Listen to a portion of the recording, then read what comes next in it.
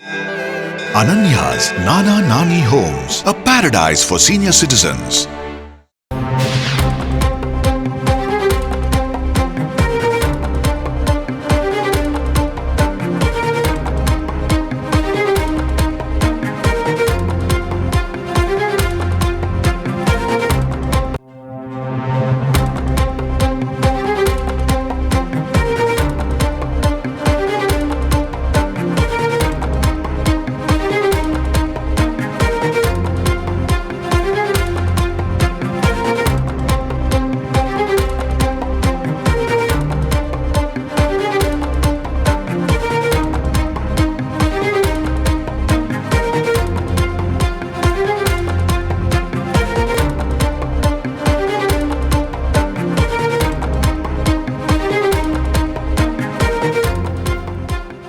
தலைநகர் டெல்லியில் கடந்த சில காலமாகவே அடிக்கடி நிலநடுக்கமானது உணரப்பட்டு வருகிறது. அந்த வகையில் இன்று மீண்டும் லேசான நிலநடுக்கம் உணரப்பட்டதால் மக்கள் அச்சமடைந்திருக்கின்றனர். இது தொடர்பான முக்கிய செய்தியை பார்த்து வருகிறோம்.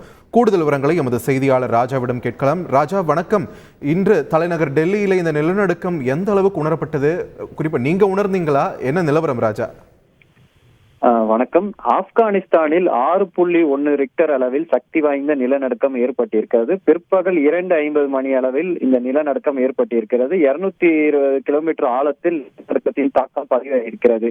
அதிக அளவில் இந்த நிலநடுக்கம் தாக்கம் பதிவாகியிருந்தனால் தலைநகர் டெல்லியிலும் அது உள்ள சுற்றியுள்ள பகுதியிலும் லேசான நில அதிர்வு சில பகுதிகளுக்கு ஏற்பட்டிருக்கிறது.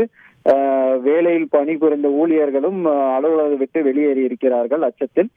இதை தவிர பாகிஸ்தானிலும் நிலநடுக்கத்தின் தாக்கம் உணரப்பட்டதாக கூறப்படுகிறது. லாகூர், இஸ்லாமாபாத் மற்றும் பல்வேறு நகரங்களிலும் நில அதிர்வு உணரப்பட்டதாக கூறப்படுகிறது. நன்றி ராஜா, உங்களுடைய விரிவான தகவல்களுக்கு. தலைநகர் டெல்லியில் லேசான நிலநடுக்கம் ஏற்பட்டதால் மக்கள் அச்சத்தில் உறைந்துள்ளனர். இது தொடர்பான முக்கிய செய்தியை நாம் பார்த்து வருகிறோம்.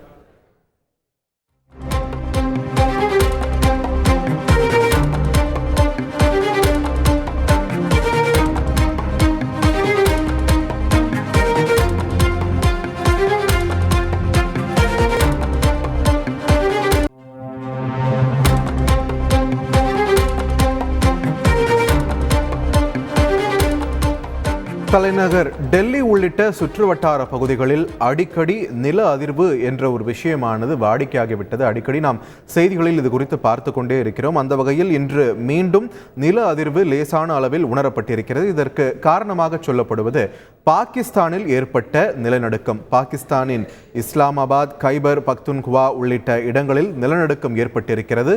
அதன் தாக்கம் இங்கு இந்தியாவின் வட மாநிலங்களிலும் உணரப்பட்டிருக்கிறது. பல்வேறு இடங்களிலும் லேசான நில அதிர்வு உணரப்பட்டிருக்கிறது. இதனால் அந்த பகுதியில் மக்கள் அச்சத்தில் உறைந்திருக்கின்றனர். இது தொடர்பான முக்கிய செய்தியை நாம் பார்த்து வருகிறோம். Ananya's Nana Nani Homes, a paradise for senior citizens.